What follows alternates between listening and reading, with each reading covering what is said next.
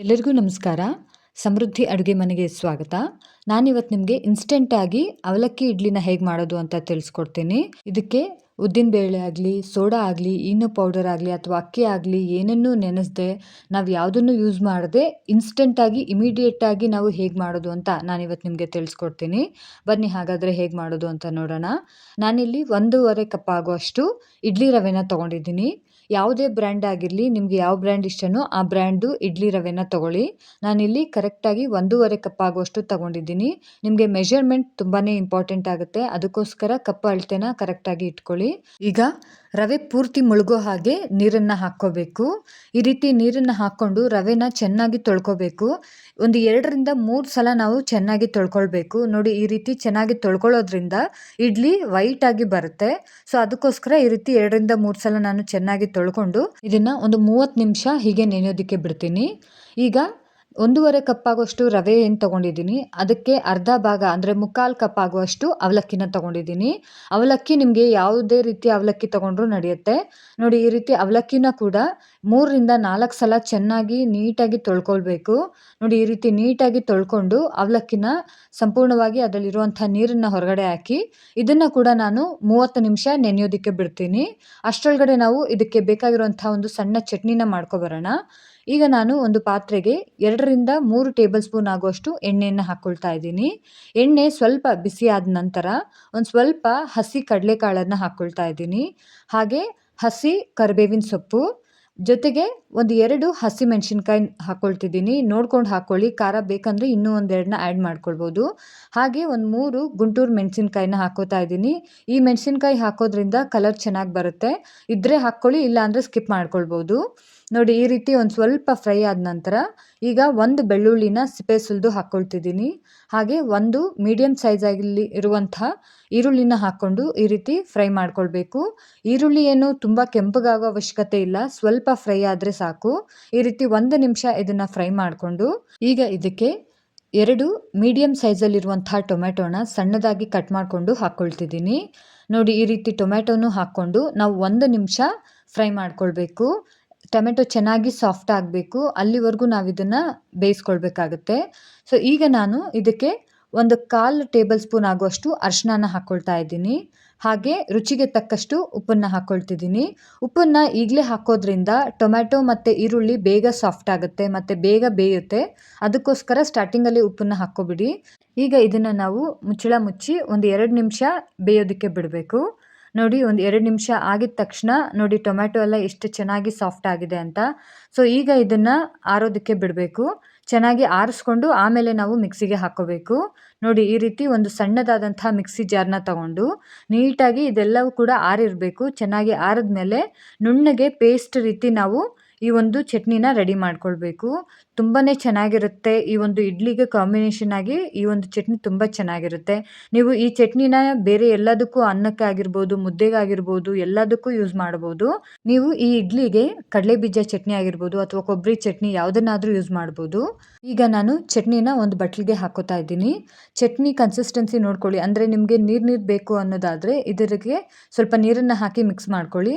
ಇಲ್ಲ ಗಟ್ಟಿಯಾಗಿ ಬೇಕು ಅಂದರೆ ನೋಡಿ ಇದೇ ರೀತಿ ನೀವು ಯೂಸ್ ಮಾಡ್ಕೊಳ್ಬೋದು. ಈಗ ಇದಕ್ಕೆ ನಾನು ಒಂದು ಸಣ್ಣದಾಗಿ ಒಗ್ಗರಣೆಯನ್ನು ಹಾಕೋತಾ ಇದ್ದೀನಿ. ಈ ಒಂದು ಒಗ್ಗರಣೆಗೆ ನಾನು ಎಣ್ಣೆ, ಸಾಸಿವೆ, ಜೀರಿಗೆ ಮತ್ತು ಕರಿಬೇವಿನ ಸೊಪ್ಪನ್ನು ಹಾಕ್ಕೊಂಡು ಮಿಕ್ಸ್ ಮಾಡ್ಕೊಳ್ತಿದ್ದೀನಿ. ನೋಡಿ, ಈಗ ಚಟ್ನಿ ರೆಡಿ ಆಗಿದೆ. ಈಗ ಆಗಲೇ ನಾವು ನೆನೆಯೋದಕ್ಕೆ ಇಟ್ಟಿದ್ವಲ್ಲ ರವೆ, 30 ನಿಮಿಷ ಆಗಿದೆ. ನೋಡಿ, ಈ ರೀತಿ ಚೆನ್ನಾಗಿ ಸಾಫ್ಟ್ ಆಗಿದೆ ರವೆ ಎಲ್ಲ. ಸೊ ಈಗ ಏನು ಮಾಡಬೇಕು ಅಂದರೆ ಇದರಲ್ಲಿರುವಂಥ ನೀರಿನ ಅಂಶ ಎಲ್ಲ ತೆಗೆದು ಹಾಕಬೇಕು. ಈ ರೀತಿ ನೀಟಾಗಿ ಎಲ್ಲ ನೀರಿನ ಅಂಶವನ್ನು ತೆಗೆದು ನಾವು ಒಂದು ತಟ್ಟೆನಲ್ಲಿ ಹಾಕ್ಕೊಳ್ಳೋಣ. ಯಾರೆಲ್ಲ ನನ್ನ ಚಾನಲ್ನ ಮೊದಲನೇ ಸಲ ನೋಡ್ತಿದ್ದೀರಾ, ದಯವಿಟ್ಟು ಸಬ್ಸ್ಕ್ರೈಬ್ ಮಾಡಿ. ಹಾಗೆ ನಿಮಗೆ ಈ ರೆಸಿಪಿ ಇಷ್ಟ ಆಯಿತು ಅಂದರೆ ಲೈಕ್, ಶೇರ್ ಮತ್ತು ಕಮೆಂಟ್ ಮಾಡೋದನ್ನು ಮರಿಬೇಡಿ. ನೋಡಿ, ಈ ರೀತಿ ಸ್ವಲ್ಪ ಸ್ವಲ್ಪನೇ ತೊಗೊಂಡು ಇದರಲ್ಲಿರುವಂಥ ನೀರಿನ ಅಂಶನ ಸಂಪೂರ್ಣವಾಗಿ ಹೊರಗಡೆ ಹಾಕಬೇಕು. ಈ ರೀತಿ ಮಾಡೋದ್ರಿಂದ ಇಡ್ಲಿ ತುಂಬ ಸಾಫ್ಟಾಗಿ ತುಂಬ ಚೆನ್ನಾಗಿ ಬರುತ್ತೆ. ನೋಡಿ, ಹೀಗೆ ಎಲ್ಲ ನೀರನ್ನು ಹಿಂಡಿ ಹೊರಗಡೆ ತೊಗೊಂಡಿದ್ದೀನಿ. ನೋಡಿ, ಈ ರೀತಿ ಒಂದು ಪ್ಲೇಟಲ್ಲಿ ಹಾಕಿ ಇಟ್ಕೊಂಡಿದ್ದೀನಿ. ಈಗ ನೋಡಿ ರವೆ ಎಷ್ಟು ಸಾಫ್ಟಾಗಿ ಇದೆ ಅಂತ. ಸೊ ಈಗ ನಾನು ಈ ಒಂದು ನೀರನ್ನು ಹೊರಗಡೆ ಹಾಕಿ ಇದೇ ಪಾತ್ರೆಗೆ ನಾನು ಈ ರವೆ ಮಿಶ್ರಣವನ್ನು ಹಾಕ್ಕೊಳ್ತಾ ಇದ್ದೀನಿ. ಅದೇ ಪಾತ್ರೆ ಅಥವಾ ನೀವು ಬೇರೆ ಪಾತ್ರೆ ಕೂಡ ಯೂಸ್ ಮಾಡ್ಕೊಳ್ಬೋದು. ನಾನು ಅದೇ ಪಾತ್ರೆಗೆ ಈ ಒಂದು ರವೆನ ಹಾಕ್ಕೋತಾ ಇದ್ದೀನಿ. ಈಗ ನಾವು ಅವಲಕ್ಕಿನ ನೋಡೋಣ. ನೋಡಿ ಅವಲಕ್ಕಿ ಕೂಡ ಅಷ್ಟೇ 30 ನಿಮಿಷ ಆಗಿದೆ. ನೋಡಿ ನಾನು ಸ್ವಲ್ಪ ನೀರಿದ್ರೂ ಕೂಡ ಅದೆಲ್ಲ ಹೀರ್ಕೊಂಡು ಈ ರೀತಿ ಉದುರುದ್ರಾಗಿ ಆಗಿದೆ. ಈ ರೀತಿ ಆಗಿರೋದ್ರಿಂದ ನಾವು ಇದನ್ನ ಈಗ ಮಿಕ್ಸಿ ಜಾರ್‌ನಲ್ಲಿ ಹಾಕ್ಕೊಳ್ಳೋಣ. ಈ ಅವಲಕ್ಕಿನ ಮಿಕ್ಸಿ ಜಾರ್‌ನಲ್ಲಿ ಹಾಕ್ಕೊಳ್ತಾ ಇದ್ದೀನಿ. ಇದನ್ನು ಕೂಡ ನಾನು 30 ನಿಮಿಷ ನೆನೆಸ್ಕೊಂಡಿದ್ದೀನಿ. ಅದಕ್ಕೋಸ್ಕರ ಇದು ಕೂಡ ಸಾಫ್ಟ್ ಆಗಿ ಚೆನ್ನಾಗಿ ಬಂದಿದೆ. ಈಗ ಇದಕ್ಕೆ ನಾನು ಒಂದು 3/4 ಕಪ್ ಆಗುವಷ್ಟು ಹಸಿ ಕೊಬ್ಬರಿನ ತಗೊಂಡಿದ್ದೀನಿ. ಕೊಬ್ಬರಿ ಹಿಂದೆ ಇದ್ದಂತಹ ಸಿಪ್ಪೆನೆಲ್ಲ ಸುಲಿದು ತಗೊಂಡಿದ್ದೀನಿ. ಆಗ ಇಡ್ಲಿ ವೈಟಾಗಿ ಬರುತ್ತೆ. ಈಗ ನಾನು ಒಂದು ಅರ್ಧ ಕಪ್ ಆಗುವಷ್ಟು ಸಪ್ಪೆ ಮೊಸರು ಅಂದರೆ ನಾರ್ಮಲ್ ಮೊಸರು, ಇದಕ್ಕೆ ಉಪ್ಪು ಏನೂ ಹಾಕಿಲ್ಲ. ಆ ರೀತಿ ನಾರ್ಮಲ್ ಆಗಿ ಫ್ರೆಶ್ ಆಗಿರುವಂಥ ಮೊಸರನ್ನ ತಗೊಂಡಿದ್ದೀನಿ. ಇದಕ್ಕೆ ನಮಗೆ ರುಬ್ಬೋದಕ್ಕೆ ಅಂದರೆ ಇಡ್ಲಿ ಕನ್ಸಿಸ್ಟೆನ್ಸಿ ಎಷ್ಟು ಬೇಕೋ ಅಷ್ಟು ನೀರನ್ನು ಹಾಕ್ಕೊಂಡು ನಾವು ನುಣ್ಣಗೆ ರುಬ್ಕೋಬೇಕು. ನಮಗೆ ಇಡ್ಲಿ ಹೇಗೆ ನಾವು ರುಬ್ತೀವಿ ಆ ರೀತಿ ನುಣ್ಣಗೆ ನಮಗೆ ಎಷ್ಟು ಕನ್ಸಿಸ್ಟೆನ್ಸಿ ಬೇಕು ಆ ರೀತಿ ನಾವು ಇದನ್ನು ಈ ರೀತಿ ನುಣ್ಣಗೆ ಪೇಸ್ಟ್ ರೀತಿ ಮಾಡ್ಕೊಳ್ಬೇಕು. ತುಂಬ ನೀರನ್ನು ಹಾಕಿ ನೀರಾಗಿ ಮಾಡ್ಕೊಬಿಡಬೇಡಿ. ಈ ರೀತಿ ಒಂದು ಸ್ವಲ್ಪ ಕ್ರೀಮಿ ಟೆಕ್ಸ್ಚರ್ ರೀತಿ ನಾವು ನುಣ್ಣಗೆ ಪೇಸ್ಟ್ ಮಾಡಿಕೊಂಡ್ರೆ ಸಾಕು. ನೋಡಿಕೊಂಡು ನೀರು ಹಾಕ್ಕೋಬೇಕು. ಈಗ ಈ ಒಂದು ಮಿಶ್ರಣವನ್ನು ನಾನು ರವೆನಲ್ಲಿ ಏನು ಕಲಸಿಟ್ಕೊಂಡಿದ್ವಿ ಆ ಒಂದು ಮಿಶ್ರಣಕ್ಕೆ ನಾನಿಲ್ಲಿ ಹಾಕ್ಕೊಳ್ತಾ ಇದ್ದೀನಿ. ನೋಡಿ ಇದರಲ್ಲಿರುವಂಥ ಎಲ್ಲ ಮಿಶ್ರಣವನ್ನು ಹಾಕ್ಕೊಂಡು ಈ ಒಂದು ಮಿಶ್ರಣವನ್ನು ನಾವು ಒಂದು 2ರಿಂದ 3 ನಿಮಿಷ ಚೆನ್ನಾಗಿ ಮಿಕ್ಸ್ ಮಾಡ್ಕೊಳ್ಬೇಕು. ಈ ರೀತಿ ನಾವು ಎಷ್ಟು ಚೆನ್ನಾಗಿ ಮಿಕ್ಸ್ ಮಾಡ್ಕೊಳ್ತೀವೋ ಇಡ್ಲಿ ಕೂಡ ಅಷ್ಟೇ ಚೆನ್ನಾಗಿ ಬರುತ್ತೆ. ಈ ರೀತಿ ಮಿಕ್ಸ್ ಮಾಡ್ಕೊಳ್ತಾ ಇದ್ದಾಗ ಅದರಲ್ಲಿ ಗಾಳಿ ಎಲ್ಲ ಒಳಗಡೆ ಹೋಗಿ ಚೆನ್ನಾಗಿ ಅಂದರೆ ತುಂಬ ಸಾಫ್ಟ್ ಆಗೋದಕ್ಕೆ, ಉಬ್ಬಿಕೊಂಡು ಬರೋದಕ್ಕೆ ನಮಗೆ ತುಂಬಾ ಸಹಾಯ ಆಗುತ್ತೆ. ನೋಡಿ ಈ ರೀತಿ ನಾವು ಮಿಕ್ಸ್ ಮಾಡ್ಕೊಳ್ತಾನೆ ಇರಬೇಕು. ನಿಮಗೆ ಎಷ್ಟಾಗುತ್ತೋ ಅಷ್ಟು ಕೂಡ ಚೆನ್ನಾಗಿ ಮಿಕ್ಸ್ ಮಾಡ್ಕೊಳ್ಳಿ. ಇದನ್ನು ಒಂದು 2 ನಿಮಿಷ ಮಿಕ್ಸ್ ಮಾಡಿಕೊಂಡ ನಂತರ ಈಗ ನಾನು ರುಚಿಗೆ ತಕ್ಕಷ್ಟು ಉಪ್ಪನ್ನು ಹಾಕ್ಕೊಂಡು ಮಿಕ್ಸ್ ಮಾಡ್ಕೊಳ್ತಿದ್ದೀನಿ. ಯಾಕೆ ಅಂದರೆ ಫಸ್ಟೇ ನಾವು ಉಪ್ಪು ಹಾಕ್ಬಿಟ್ಟಾಗ ಅದು ಅಷ್ಟು ಚೆನ್ನಾಗಿ ಬರೋಲ್ಲ. ಈ ರೀತಿ ಒಂದು ಸ್ವಲ್ಪ ಮಿಕ್ಸ್ ಮಾಡಿಕೊಂಡು ಆಮೇಲೆ ಉಪ್ಪು ಹಾಕ್ಕೊಂಡ್ರೆ ಅದು ಟೇಸ್ಟ್ ಚೆನ್ನಾಗಿ ಬರುತ್ತೆ. ನೋಡಿ ಇದನ್ನು ನಾನು ಕಡಿಮೆ ಅಂದರೂ ಕೂಡ 3ರಿಂದ 4 ನಿಮಿಷ ಚೆನ್ನಾಗಿ ಮಿಕ್ಸ್ ಮಾಡ್ಕೊಂಡಿದ್ದೀನಿ. ನೋಡಿ ಇಡ್ಲಿ ಹಿಟ್ಟು ಎಷ್ಟು ಸಾಫ್ಟಾಗಿ ಕರೆಕ್ಟ್ ಹದದಲ್ಲಿ ಬಂದಿದೆ ಅಂತ. ತುಂಬ ನೀರಾಗ್ಬಿಟ್ರೆ ಇಡ್ಲಿ ಚೆನ್ನಾಗಿರಲ್ಲ. ಸೊ ಈ ಒಂದು ಹದದಲ್ಲಿ ನಾವು ಮಿಕ್ಸ್ ಮಾಡ್ಕೊಳ್ಬೇಕು. ಈಗ ನಾನು ಒಂದು ಇಡ್ಲಿ ಪಾತ್ರೆಗೆ ಎಣ್ಣೆನ ಹಾಕ್ಕೊಂಡು ಈ ರೀತಿ ನಾವು ಮಿಕ್ಸ್ ಮಾಡಿರುವಂತಹ ಇಡ್ಲಿ ಹಿಟ್ಟನ್ನು ಹಾಕ್ಕೊಳ್ತಾ ಇದ್ದೀನಿ. ಈ ಇಡ್ಲಿ ಹಿಟ್ಟಿಗೆ ನಾವು ಕೊಬ್ಬರಿ ಹಾಕಿದ್ದೀವಿ, ಹಾಗೆ ಅವಲಕ್ಕಿ ಎಲ್ಲ ಹಾಕಿದ್ದೀವಲ್ಲ, ಒಂದು ಸಲ ನೀವು ಮನೆಯಲ್ಲಿ ಮಕ್ಕಳಿಗೆ ಮಾಡಿಕೊಡಿ. ಖಂಡಿತ ನಮಗೆ ದಿನ ಇದೇ ಬೇಕು ಅಂತ ಕೇಳ್ತಾರೆ. ಯಾಕಂದರೆ ನನ್ನ ಮಕ್ಕಳೇ 2 ಇಡ್ಲಿ ತಿಂತಾ ಇದ್ದವರು 4 ಇಡ್ಲಿ ತಿನ್ನೋದಕ್ಕೆ ಸ್ಟಾರ್ಟ್ ಮಾಡಿದ್ರು. ಅಷ್ಟು ಚೆನ್ನಾಗಿರುತ್ತೆ ಇದರ ಒಂದು ಟೇಸ್ಟು. ಯಾಕಂದರೆ ನಾವಿಲ್ಲಿ ಕೊಬ್ಬರಿ ಎಲ್ಲ ಆ್ಯಡ್ ಮಾಡಿರ್ತೀವಿ, ಅದಕ್ಕೆ ತುಂಬಾ ಚೆನ್ನಾಗಿರುತ್ತೆ. ನೀವು ಟ್ರೈ ಮಾಡೋದನ್ನು ಮರಿಬೇಡಿ. ನೋಡಿ ಈ ರೀತಿ ಇಡ್ಲಿ ಸಂಪೂರ್ಣವಾಗಿ ಹಾಕೋದಾದ್ಮೇಲೆ ನಾನು ನೀರನ್ನು ಕಾಯೋದಕ್ಕೆ ಇಟ್ಟಿದ್ದೆ. ಈಗ ಇಡ್ಲಿ ಪಾತ್ರೆಯಲ್ಲಿ ಇಟ್ಟು ಇದನ್ನು ನಾವು ಚೆನ್ನಾಗಿ ಬೇಯಿಸ್ಕೊಳ್ಬೇಕು. ಒಂದು 5 ನಿಮಿಷ ಸಾಕು, ನೀಟಾಗಿ ಬೆಂದ್ಕೊಳ್ಳುತ್ತೆ.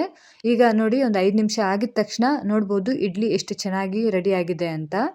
ನೋಡಿ ಈ ರೀತಿ ನಾವು ತೆಗಿತಾ ಇದ್ದರೆ ಎಷ್ಟು ಸಾಫ್ಟಾಗಿ ಬರ್ತಾ ಇದೆ ಅಂತ. ತುಂಬಾ ಸಾಫ್ಟಾಗಿ ಬರುತ್ತೆ. ನೀವು ಎಕ್ಸ್ಪೆಕ್ಟ್ ಮಾಡದೇ ಇರೋ ರೀತಿ ತುಂಬಾ ಟೇಸ್ಟಾಗಿರುತ್ತೆ. ಒಂದು ಸಲ ಟ್ರೈ ಮಾಡಿ, ನಿಮಗೆ ಗೊತ್ತಾಗುತ್ತೆ. ನೋಡಿ ಎಷ್ಟು ಚೆನ್ನಾಗಿ ಸಾಫ್ಟಾಗಿ ಈ ಥರ ಒಂದು ಸಲ ಇಡ್ಲಿ ಮಾಡಿದ್ರಿ ಅಂದರೆ ಉದ್ದಿನಬೇಳೆ ಅಕ್ಕಿ ಹಿಟ್ಟನ್ನು ಮರ್ತೇ ಬಿಡ್ತೀರಾ, ಅಷ್ಟು ಚೆನ್ನಾಗಿರುತ್ತೆ ಟೇಸ್ಟು. ಇನ್ನೊಂದು ಸಲ ನೀವು ನಾರ್ಮಲ್ ದೋಸೆ ಮತ್ತು ಇಡ್ಲಿ ಮಾಡೋದಕ್ಕೆ ಹೋಗಲ್ಲ, ಡೈಲಿ ಇದನ್ನೇ ಮಾಡ್ತಿರ್ತೀರ, ಅಷ್ಟು ಚೆನ್ನಾಗಿರುತ್ತೆ ಟೇಸ್ಟ್ ಕೂಡ. ನೋಡಿ ಎಷ್ಟು ಚೆನ್ನಾಗಿದೆ ಅಂತ. ನಿಮಗೆ ಮುರಿದು ಕೂಡ ತೋರಿಸ್ತೀನಿ. ನೋಡಿ ಎಷ್ಟು ಸಾಫ್ಟಾಗಿ ಅಕ್ಕಿ ಇಡ್ಲಿ ಕೂಡ ಏನೂ ಆಗಲ್ಲ ಇದ್ರ ಮುಂದ್ಗಡೆ, ಅಷ್ಟು ಚೆನ್ನಾಗಿರುತ್ತೆ. ನೋಡಿ ಈ ರೀತಿ ಎಲ್ಲ ಒಂದು ಇಡ್ಲಿಗಳು ಕೂಡ ಎಷ್ಟು ಚೆನ್ನಾಗಿ ಎದ್ದು ಬರ್ತಿದೆ, ಯಾವುದೂ ಕೂಡ ಪಾತ್ರೆಗೆ ಅಂಟ್ಕೋತಿಲ್ಲ. ಈ ರೀತಿ ಸಾಫ್ಟಾಗಿ ಸ್ಮೂತಾಗಿ ನೀವು ಕೂಡ ಇಡ್ಲಿ ಮಾಡ್ಕೊಳ್ಬೋದು. ಮತ್ತು ಇಲ್ಲಿ ನಮಗೆ ನೆನೆಸೋದು ಏನೂ ಅವಶ್ಯಕತೆ ಇರೋದಿಲ್ಲ. ಇನ್ಸ್ಟೆಂಟಾಗಿ ಇಮಿಡಿಯೇಟಾಗಿ ನಾವು ಬೆಳಗ್ಗೆ ಬ್ರೇಕ್ಫಾಸ್ಟ್ಗೆ, ಮಕ್ಕಳಿಗೆ ಈಗ ಸ್ಕೂಲ್ ಸ್ಟಾರ್ಟ್ ಆಗ್ತಿದೆ, ಸೊ ಬೆಳಗ್ಗೆ ಬ್ರೇಕ್ಫಾಸ್ಟ್ ಏನು ಮಾಡೋದು ಅನ್ನೋವಂಥ ಒಂದು ಟೆನ್ಷನ್ನೇ ಇರುತ್ತೆ. ಈ ರೀತಿ ಇನ್ಸ್ಟೆಂಟಾಗಿ ಇಮಿಡಿಯೇಟಾಗಿ 10 ನಿಮಿಷದಲ್ಲೇ ನೀವು ಈ ಒಂದು ಇಡ್ಲಿನ ರೆಡಿ ಮಾಡ್ಕೊಳ್ಬೋದು. ಈ ರೀತಿ ಚಟ್ನಿ ಜೊತೆಗೆ ಇಡ್ಲಿನ ತಿಂತಾ ಇದ್ದರೆ ಅದರ ಟೇಸ್ಟೇ ಸೂಪರ್ ಆಗಿರುತ್ತೆ. ಧನ್ಯವಾದಗಳು. ಮೊದಲಿಗೆ ನಾನಿಲ್ಲಿ 1 ಕಪ್ ಆಗುವಷ್ಟು ಗೋಧಿ ಹಿಟ್ಟನ್ನು ತೊಗೊಂಡಿದ್ದೀನಿ, ಅರ್ಧ ಕಪ್ ಆಗುವಷ್ಟು ಮೈದಾ ಹಿಟ್ಟನ್ನು ತೊಗೊಂಡಿದ್ದೀನಿ, ಹಾಗೆ 3 ಸಣ್ಣದಾದಂಥ ಆಲೂಗಡ್ಡೆನ ಬೇಯಿಸಿ ಸಿಪ್ಪೆ ಸುಲಿದು ತೊಗೊಂಡಿದ್ದೀನಿ. ಈಗ ನಾವಿದನ್ನು ಈ ರೀತಿ ತುರ್ಕೋಬೇಕು. ಈ ರೀತಿ ಮಾಡೋದ್ರಿಂದ ಗಂಟಾಗೋದಾಗಲಿ ಏನೂ ಆಗಲ್ಲ. ನಮಗೆ ಬ್ರೇಕ್ಫಾಸ್ಟ್ ಮಾಡೋದಕ್ಕೆ ತುಂಬ ಈಸಿಯಾಗಿ ಹೆಲ್ಪ್ ಆಗುತ್ತೆ. ಇದು ಬೆಸ್ಟ್ ಆಪ್ಷನ್ನು. ಸೊ ಈ ರೀತಿ ನಾವು ಎಲ್ಲ ಆಲೂಗಡ್ಡೆಗಳನ್ನು ಈ ರೀತಿ ಮಾಡ್ಕೋಬೇಕು. ನೋಡಿ ಈಗ ಪರ್ಫೆಕ್ಟಾಗಿ ರೆಡಿಯಾಗಿದೆ. ಸೊ ಈಗ ಇದನ್ನು ನಾನು ಆಗಲೇ ನಾವು ಗೋಧಿ ಹಿಟ್ಟು ಮತ್ತು ಮೈದಾ ಹಿಟ್ಟನ್ನು ಹಾಕ್ಕೊಂಡಿದ್ವಲ್ಲ ಅದೇ ಪಾತ್ರೆಗೆ ಹಾಕ್ಕೊಳ್ತಾ ಇದ್ದೀನಿ. ಈ ರೀತಿ ಮಾಡಿಕೊಂಡು ಈಗ ಇದಕ್ಕೆ ನಾನು 1 ಟೇಬಲ್ ಸ್ಪೂನ್ ಆಗುವಷ್ಟು ಧನಿಯಾ ಪುಡಿನ ಹಾಕ್ಕೊಳ್ತಾ ಇದ್ದೀನಿ, ಹಾಗೆ 1 ಟೇಬಲ್ ಸ್ಪೂನ್ ಆಗುವಷ್ಟು ಅಚ್ಚ ಖಾರದ ಪುಡಿ, ಒಂದು 1/4 ಟೇಬಲ್ ಸ್ಪೂನ್ ಆಗುವಷ್ಟು ಅರಿಶಿಣದ ಪುಡಿನ ಹಾಕ್ಕೊಳ್ತಾ ಇದ್ದೀನಿ. ಹಾಗೆ 1 ಟೇಬಲ್ ಸ್ಪೂನ್ ಆಗುವಷ್ಟು ಗರಂ ಮಸಾಲಾನ ಹಾಕ್ಕೊಳ್ತಿದ್ದೀನಿ. ಹಾಗೆ ಒಂದು ಸ್ವಲ್ಪ ಜೀರಿಗೆ ಹಾಕ್ಕೊಂಡಿದ್ದೀನಿ. ಜೀರಿಗೆ ಹಾಕ್ಕೊಳ್ಳೋದ್ರಿಂದ ಜೀರ್ಣಕ್ರಿಯೆಗೆ ತುಂಬ ಸಹಾಯ ಆಗುತ್ತೆ. ರುಚಿಗೆ ತಕ್ಕಷ್ಟು ಉಪ್ಪನ್ನು ಹಾಕ್ಕೊಂಡು ಈಗ ಇದನ್ನು ನಾವು ಮಿಕ್ಸ್ ಮಾಡ್ಕೊಳ್ಬೇಕು. ಹೀಗೆ ಎಲ್ಲ ಮಸಾಲೆ ಪದಾರ್ಥಗಳು ಮಿಕ್ಸ್ ಆಗೋವರೆಗೂ ಈ ರೀತಿ ಮಿಕ್ಸ್ ಮಾಡ್ಕೊಳ್ಬೇಕು. ಯಾರೆಲ್ಲ ನನ್ನ ಚಾನಲ್ನ ಸಬ್ಸ್ಕ್ರೈಬ್ ಮಾಡಿಲ್ಲ ಸಬ್ಸ್ಕ್ರೈಬ್ ಮಾಡಿ. ಹಾಗೆ ನಿಮಗೆ ಈ ರೆಸಿಪಿ ಇಷ್ಟ ಆದರೆ ಲೈಕ್ ಮತ್ತು ಕಮೆಂಟ್ ಮಾಡೋದನ್ನು ಮರಿಬೇಡಿ. ನೋಡಿ, ಈಗ ಮಿಕ್ಸ್ ಮಾಡಿದ ನಂತರ ಈಗ ನಾನು 1 ಕಪ್ ಆಗುವಷ್ಟು ನೀರನ್ನು ಹಾಕ್ಕೊಳ್ತಾ ಇದ್ದೀನಿ. ನೀರನ್ನು ನೋಡಿಕೊಂಡು ಹಾಕ್ಕೊಳ್ಳಿ, ಅಂದರೆ ಸರಿಯಾಗಿ ಕನ್ಸಿಸ್ಟೆನ್ಸಿ ಬರಬೇಕಲ್ವ, ಅದಕ್ಕೋಸ್ಕರ ಸ್ವಲ್ಪನೇ ನೀರನ್ನು ಹಾಕ್ಕೊಂಡು ಈ ರೀತಿ ಮಿಕ್ಸ್ ಮಾಡ್ಕೊಳ್ಬೇಕು. ನಾನೀಗ 1 ಕಪ್ ಆಗುವಷ್ಟು ನೀರನ್ನು ಹಾಕ್ಕೊಂಡಿದ್ದೀನಿ. ಈಗ ನೀರನ್ನು ಹಾಕ್ಕೊಂಡು ಈ ಥರ ಮಿಕ್ಸ್ ಮಾಡಿಕೊಂಡು ನೋಡಿ ಗಟ್ಟಿಯಾಗಿದೆ. ಅದಕ್ಕೋಸ್ಕರ ಈಗ ಮತ್ತೆ ಇನ್ನೂ 1 ಕಪ್ ನೀರನ್ನು ಹಾಕ್ಕೊಳ್ತಾ ಇದ್ದೀನಿ.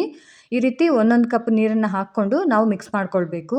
ನಮಗೆ ಯಾವ ಹದದಲ್ಲಿ ಬೇಕೋ ಆ ಹದದಲ್ಲಿ ನಾವು ಈ ರೀತಿ ಇದನ್ನು ಮಿಕ್ಸ್ ಮಾಡ್ಕೊಳ್ಬೇಕು. ಇದು ತುಂಬ ಗಟ್ಟಿನೂ ಆಗಬಾರ್ದು ಮತ್ತು ತುಂಬ ತೆಳುವಾಗೂ ಆಗಬಾರ್ದು, ಮೀಡಿಯಮ್ ಕನ್ಸಿಸ್ಟೆನ್ಸಿ ಇರಬೇಕು. ಅದಕ್ಕೋಸ್ಕರ ಈ ರೀತಿ ಸ್ವಲ್ಪನೇ ನೀರನ್ನು ಹಾಕ್ಕೊಂಡು ಮಿಕ್ಸ್ ಮಾಡ್ಕೊಳ್ಬೇಕು. ನಾನಿಲ್ಲಿ ನೋಡಿ ಈಗ ಮತ್ತೆ ಅರ್ಧ ಕಪ್ ಆಗುವಷ್ಟು ನೀರನ್ನು ಹಾಕ್ಕೊಂಡಿದ್ದೀನಿ. ಅಂದರೆ ಟೋಟಲ್ ಆಗಿ ನಾನು 2.5 ಕಪ್ ಆಗುವಷ್ಟು ನೀರನ್ನು ಹಾಕ್ಕೊಂಡಿದ್ದೀನಿ. ನೋಡಿ, ಈ ಒಂದು ಕನ್ಸಿಸ್ಟೆನ್ಸಿ ಇರಬೇಕು. ನೋಡಿ, ಕ್ರೀಮಿ ಟೆಕ್ಸ್ಚರಲ್ಲಿ ಹೇಗೆ ಬಂದಿದೆ, ಈ ಒಂದು ಕನ್ಸಿಸ್ಟೆನ್ಸಿ ಕರೆಕ್ಟಾಗಿದೆ. ಈಗ ಇದಕ್ಕೆ ಸಣ್ಣದಾಗಿ ಹಚ್ಚಿರುವಂತಹ ಕೊತ್ತಂಬರಿ ಸೊಪ್ಪನ್ನು ಕೊನೆಯದಾಗಿ ಹಾಕ್ಕೋಬೇಕು. ಈ ರೀತಿ ಹಾಕ್ಕೊಂಡು ಈಗ ಇದನ್ನು ನಾವು ಇನ್ನೊಂದು ಸಲ ಸ್ವಲ್ಪ ಮಿಕ್ಸ್ ಮಾಡ್ಕೊಳ್ಳೋಣ. ನೋಡಿ ಎಷ್ಟು ಕರೆಕ್ಟಾಗಿ ಹದದಲ್ಲಿ ಬಂದಿದೆ ಅಂತ. ಈ ಒಂದು ರೆಸಿಪಿನ ನೀವು ಒಂದು ಸಲ ಟ್ರೈ ಮಾಡಿ. ಮಕ್ಕಳ ಆರೋಗ್ಯಕ್ಕೂ ತುಂಬ ಒಳ್ಳೆಯದು ಮತ್ತು ಮಕ್ಕಳು ಕೂಡ ತುಂಬ ಇಷ್ಟಪಟ್ಟು ತಿಂತಾರೆ, ಅಷ್ಟು ಟೇಸ್ಟಿಯಾಗಿರುತ್ತೆ. ನೋಡಿ, ಈ ಒಂದು ಕನ್ಸಿಸ್ಟೆನ್ಸಿನಲ್ಲಿ ನಾವು ಇದನ್ನು ಮಿಕ್ಸ್ ಮಾಡ್ಕೊಳ್ಬೇಕು. ಯಾವಾಗಲೂ ಒಂದೇ ಥರ ಬ್ರೇಕ್ಫಾಸ್ಟ್ ಮಾಡೋದಕ್ಕಿಂತ ಈ ಥರ ಡಿಫ್ರೆಂಟಾಗಿ ಅಥವಾ ಏನಾದರೂ ಸ್ಪೆಷಲಾಗಿ ಮಾಡಿಕೊಟ್ಟಾಗ ಮಕ್ಕಳು ಕೂಡ ಇಷ್ಟಪಟ್ಟು ತಿನ್ಕೊಬರ್ತಾರೆ. ಈಗ ಒಂದು ಹೆಂಚನ್ನು ಬಿಸಿ ಆಗೋದಕ್ಕೆ ಇಟ್ಟು ನೋಡಿ, ನಾವು ಆಗಲೇ ಮಿಕ್ಸ್ ಮಾಡ್ಕೊಂಡಿದ್ವಲ್ಲ ಆ ಒಂದು ಮಿಶ್ರಣವನ್ನು ನಾನು ಹೆಂಚಿನ ಮೇಲೆ ಹಾಕ್ಕೊಳ್ತಾ ಇದ್ದೀನಿ. ನೋಡಿ, ಈ ರೀತಿ ಹೆಂಚಿನ ಮೇಲೆ ಹಾಕ್ಕೊಂಡು ಇದನ್ನು ಹೀಗೆ ಬೇಯೋದಕ್ಕೆ ಬಿಡಬೇಕು. ನೋಡಿ, ಈಗ ಇದು ಚೆನ್ನಾಗಿ ಬೆಂದಿದೆ. ಎಷ್ಟು ಸಾಫ್ಟಾಗಿರುತ್ತೆ ಅಂದರೆ ಬಾಯಲ್ಲಿಟ್ಟರೆ ಕರಗೋಗುತ್ತೆ, ಅಷ್ಟು ಸಾಫ್ಟಾಗಿರುತ್ತೆ. ಬೆಳಿಗ್ಗೆ ಸಡನ್ನಾಗಿ ಬ್ರೇಕ್ಫಾಸ್ಟ್ಗೆ ಏನು ಮಾಡಬೇಕು ಅಂತ ಗೊತ್ತಾಗದೇ ಇದ್ದಾಗ ಈ ಒಂದು ರೆಸಿಪಿ ಖಂಡಿತ ಹೆಲ್ಪ್ ಆಗುತ್ತೆ. ತುಂಬ ಟೇಸ್ಟಿಯಾಗೂ ಇರುತ್ತೆ ಮತ್ತು ಹೆಲ್ದಿಯಾಗೂ ಇರುತ್ತೆ. ಚಿಕ್ಕ ಮಕ್ಕಳಿಂದ ಹಿಡಿದು ದೊಡ್ಡೋರವರೆಗೂ ತುಂಬ ಆರೋಗ್ಯಯುತವಾದಂಥ ಮತ್ತು ಬೆಳಗ್ಗೆ ಬ್ರೇಕ್ಫಾಸ್ಟಿಂದ ಹಿಡಿದು ಮಧ್ಯಾಹ್ನ ಲಂಚ್ಗೆ ಡಿನ್ನರ್ಗೆ ಎಲ್ಲದಕ್ಕೂ ಪರ್ಫೆಕ್ಟಾಗಿ ಸೂಟ್ ಆಗುವಂಥ ಈ ಒಂದು ರೆಸಿಪಿನ ನೀವು ಟ್ರೈ ಮಾಡೋದನ್ನು ಮರಿಬೇಡಿ. ತುಂಬಾ ಟೇಸ್ಟಿ ಮತ್ತು ಹೆಲ್ದಿಯಾಗಿರೋದ್ರಿಂದ ನೀವು ಕೂಡ ಟ್ರೈ ಮಾಡಿ. ಹೇಗಿತ್ತು ಅಂತ ಕಮೆಂಟ್ ಮಾಡೋದನ್ನು ಮರಿಬೇಡಿ. ನಿಮಗೆ ಈ ರೆಸಿಪಿ ಇಷ್ಟ ಆಯಿತು ಅಂದರೆ ಲೈಕ್ ಮಾಡಿ. ಹಾಗೆ ಯಾರೆಲ್ಲ ನನ್ನ ಚಾನಲ್ನ ಸಬ್ಸ್ಕ್ರೈಬ್ ಮಾಡಿಲ್ಲ ಸಬ್ಸ್ಕ್ರೈಬ್ ಮಾಡ್ಕೊಳ್ಳಿ. Thank you so much. ಎಲ್ಲರಿಗೂ ನಮಸ್ಕಾರ. ಸಮೃದ್ಧಿ ಅಡುಗೆ ಮನೆಗೆ ಸ್ವಾಗತ. ನಾನಿವತ್ತು ಒಂದು ಸ್ಪೆಷಲ್ ಆದಂಥ ಮತ್ತು ನೀವು ಯಾವತ್ತೂ ಕೂಡ ಮಾಡಿ ತಿಂದೇ ಇರುವಂತಹ ಬ್ರೇಕ್ಫಾಸ್ಟ್ ರೆಸಿಪಿನ ಇವತ್ತು ನಿಮಗೆ ತಿಳಿಸ್ಕೊಡ್ತಿದ್ದೀನಿ. ನಾನೀಗ ಇಲ್ಲಿ 1 ಬೌಲ್ ಆಗುವಷ್ಟು ನೇರಳೆ ಹಣ್ಣನ್ನು ತೊಗೊಂಡಿದ್ದೀನಿ. ನೇರಳೆ ಹಣ್ಣನ್ನು ಈ ರೀತಿ ಸಣ್ಣದಾಗಿ ಕಟ್ ಮಾಡ್ಕೊಳ್ಬೇಕು. ಅದರಲ್ಲಿರುವಂಥ ಬೀಜನ ತಗೋಬೇಕು. ನೋಡಿಕೊಂಡು ಹುಷಾರಾಗಿ ಕಟ್ ಮಾಡ್ಕೊಳ್ಳಿ, ಯಾಕಂದರೆ ಇದರಲ್ಲಿ ಸಣ್ಣದಾಗಿ ಹುಳ ಇರುತ್ತೆ. ಅದಕ್ಕೋಸ್ಕರ ನೋಡಿ ನಾವು ಈ ರೀತಿ ಕಟ್ ಮಾಡ್ಕೊಳ್ಬೇಕು. ನೇರಳೆ ಹಣ್ಣನ್ನು ಸಾಧ್ಯ ಆದಷ್ಟು ಉಪಯೋಗಿಸಿ, ಯಾಕಂದರೆ ಶುಗರ್ ಯಾರ್ಯಾರಿಗಿದೆ ಅವರಂತೂ ಮಿಸ್ ಮಾಡೋದೇ ಇಲ್ಲ. ಶುಗರ್ನ ಕಂಟ್ರೋಲ್ ಮಾಡೋಕ್ಕೆ ಮತ್ತು ನಮ್ಮ ಬ್ಲಡ್ನ ಇಂಪ್ರೂವ್ ಮಾಡೋಕ್ಕೆ ತುಂಬಾ ಸಹಾಯ ಮಾಡುತ್ತೆ. ನೋಡಿ, ಈ ರೀತಿ ಸಣ್ಣದಾಗಿ ಕಟ್ ಮಾಡಿಕೊಂಡು ಈಗ ಇದನ್ನು ನಾನು ಒಂದು ಸಣ್ಣದಾದಂಥ ಮಿಕ್ಸಿ ಜಾರ್ನಲ್ಲಿ ಹಾಕ್ಕೊಳ್ತಾ ಇದ್ದೀನಿ.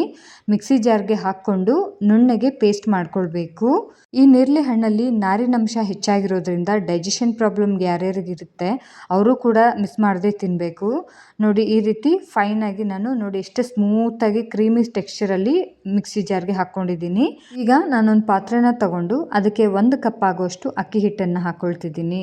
ಒಂದು ಅರ್ಧ ಟೇಬಲ್ ಸ್ಪೂನ್ ಆಗುವಷ್ಟು ಜೀರಿಗೆ, ಹಾಗೆ ರುಚಿಗೆ ತಕ್ಕಷ್ಟು ಉಪ್ಪನ್ನು ಹಾಕ್ಕೊಳ್ತಿದ್ದೀನಿ.